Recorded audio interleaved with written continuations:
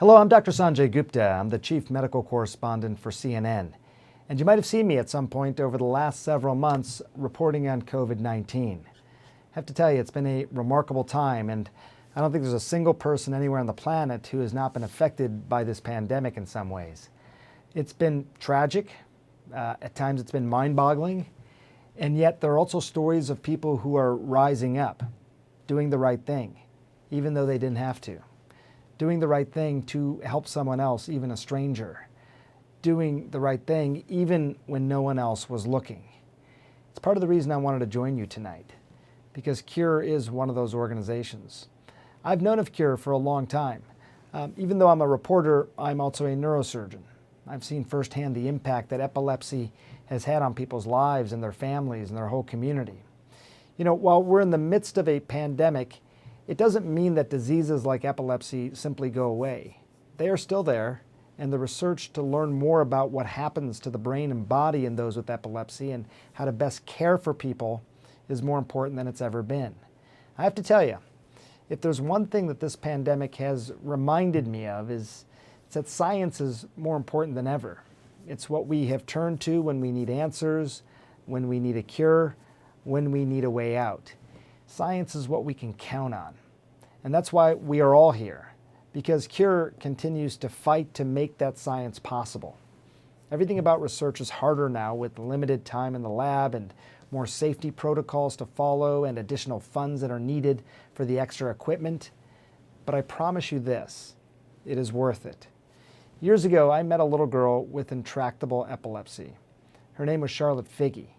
At one point in her life, Charlotte was having 300 seizures a week.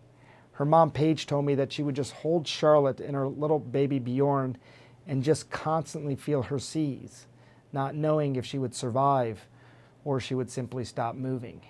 It was heartbreaking, but it also made me redouble my efforts as a doctor and as a journalist and as a supporter of organizations like CURE. The story we're about to share with you speaks to the incredible lengths people will go through to get seizure control, the difficult choices that have to be made, and the lifelong effects on both the patients and their families. I'm honored to be here tonight to support an organization that accelerates research for these families, provides hope for them, and is focused always on doing the right thing.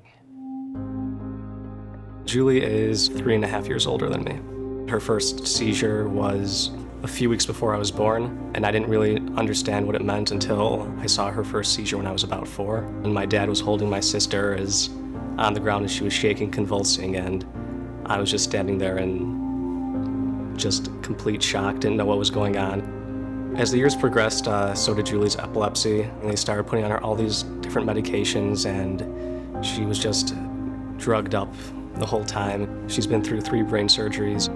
Unfortunately, when she turned about 16 or 17 is when the seizures started coming back. They were a lot worse, and my parents had to make the decision to have Julie undergo a hemispherectomy. They removed about 85% of the left side of her brain. My mom stayed in Cleveland every night in an uncomfortable little chair next to her bed, and my dad would fly out every weekend, and I would go to my grandparents' house, aunts and uncles, family, friends. I had to celebrate my 14th birthday in a cafeteria at a rehab center in Cleveland. Being 14, I'm like, well, this isn't fair. But my sister just had half of her brain removed. Who am I to say what's fair? I often ask myself, what are my responsibilities going to be for my sister? What happens if 20, 30 years down the line, if my parents are no longer able to care for her? What am I going to have to do to make sure that she's okay?